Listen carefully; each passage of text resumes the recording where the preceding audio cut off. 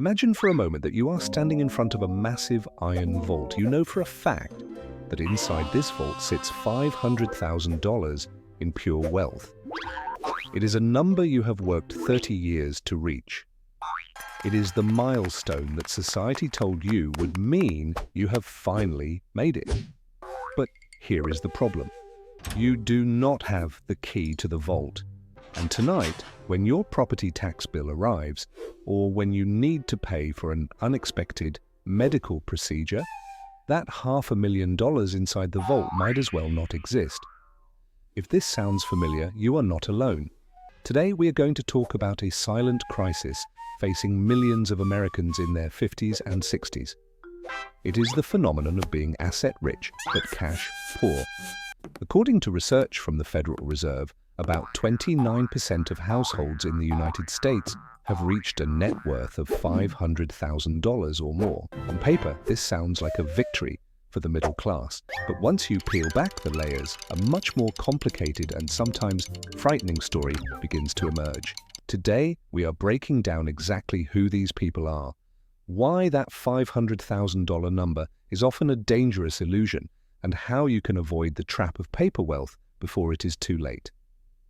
Before we dive into the data, I want you to ask yourself a very honest question.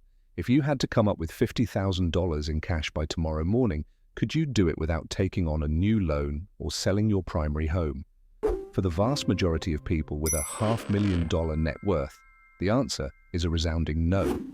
And that is where the danger begins. To understand why, we first have to define what net worth actually measures. Net worth is simply a mathematical calculation of everything you own minus everything you owe. It includes your house, your car, your retirement accounts, and even the furniture in your living room. It is a great metric for your ego, but it is a terrible metric for your daily survival. Think about the typical household reaching this milestone. Usually they own a home worth $400,000 with $200,000 in equity. They have another $150,000 in a retirement account like a 401k.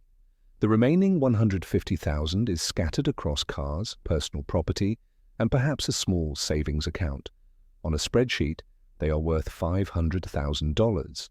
In reality, their usable financial power is a tiny fraction of that. The largest portion of their wealth is locked inside the very walls they sleep in.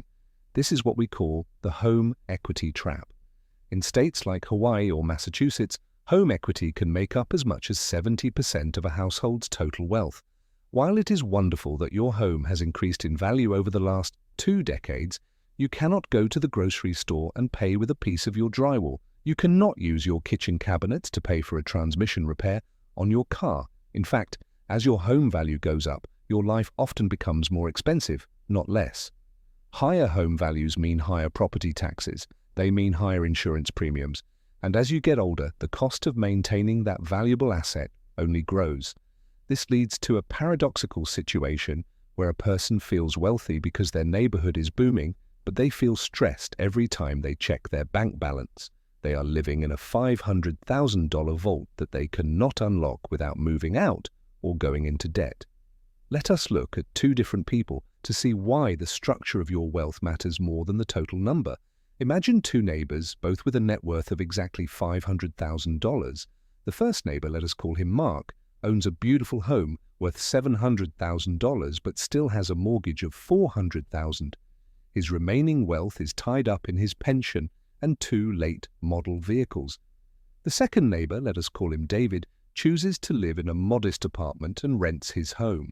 However, David has $500,000 sitting entirely in a diversified portfolio of low-cost index funds. Both men appear the same on a balance sheet, but their financial trajectories are worlds apart. David's wealth is an active machine. Every single day the market is open, his $500,000 is working for him.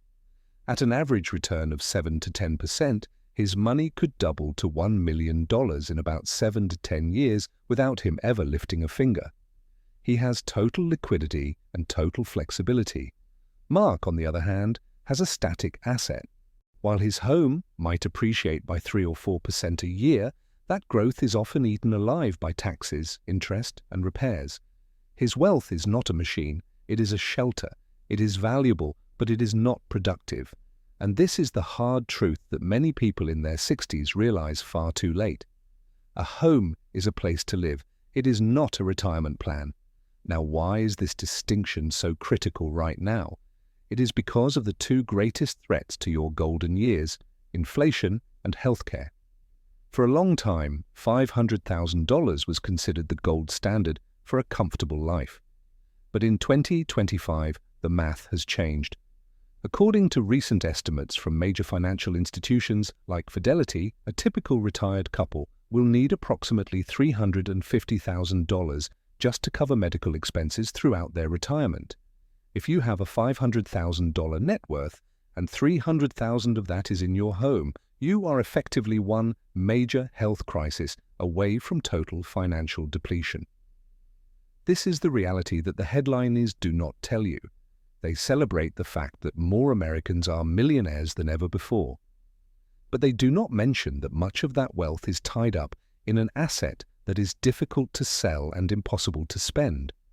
This creates a sense of false security that prevents people from saving more or investing more aggressively while they still have the time. So if you find yourself in this position, what should you do?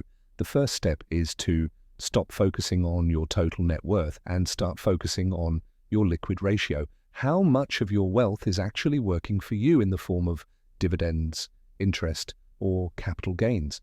If your liquid assets are less than 20% of your total wealth, you are in the danger zone. The second step is to have a serious conversation about downsizing. For many people, the family home is a museum of memories, but from a financial perspective, it might be a liability that is holding your retirement hostage. By selling a large home and moving into a smaller, more efficient space, you can unlock that trapped equity and move it into the market where it can actually grow. The third step is to stop treating your home as a primary investment. Once your home is paid off, it provides stability and lower monthly costs, which is excellent, but do not expect it to fund your lifestyle. Real wealth is built in the accounts that pay you while you sleep. It is built in the compound interest of the stock market and the consistent flow of passive income. We must remember that the goal of retirement is not to have the biggest house on the block. The goal is to have the freedom to say yes to the things that matter and no to the things that do not. $500,000 is a magnificent foundation. It is more than what half of the population will ever see, but it is only a tool if you know how to use it. Do not let your wealth stay locked in the vault. Understand the difference between what you own and what you can actually use, because at the end of the day, your quality of life will not be determined by the value of your home on a real estate website. It will be determined by the flexibility of your bank account and the peace of mind that comes from knowing your future is secure. Thank you for spending this time with me today.